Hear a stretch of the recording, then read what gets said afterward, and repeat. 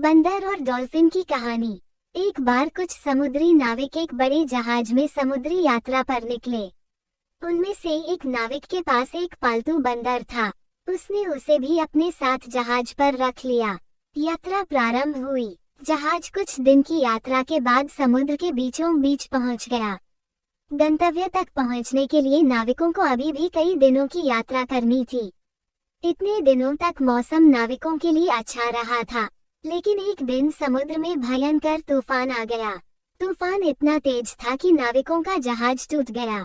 नाविकों के जहाज को बचाने की बहुत कोशिश की, लेकिन अंततः जहाज पलट गया। नाविक अपनी जान बचाने के लिए समुद्र में तैरने लगे। बंदर भी पानी में जा गिरा था। उसे तैरना नहीं आता था।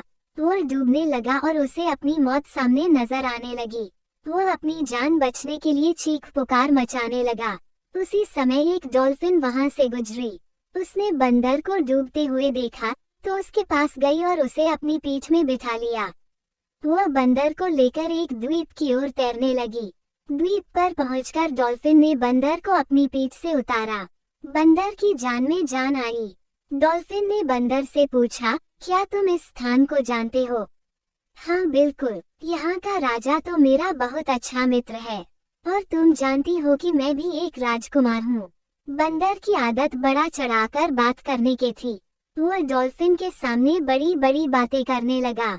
डॉल्फिन समझ गई कि बंदर अपनी शान बघारने के लिए झूठ बोल रहा है, क्योंकि वह एक निर्जन द्वीप था जहाँ कोई भी नहीं रहता था। वो बंदर की बात का उत्तर देती हुई बोली, ओह, तो तुम एक राजकुमार हो। बहुत अच्छी बात है, लेकिन क्या तुम्हें पता है कि बहुत जल्द तुम इस द्वीप के राजा बनने वाले हो? राजा और मैं? कैसे? बंदर ने आश्चर्य से पूछा।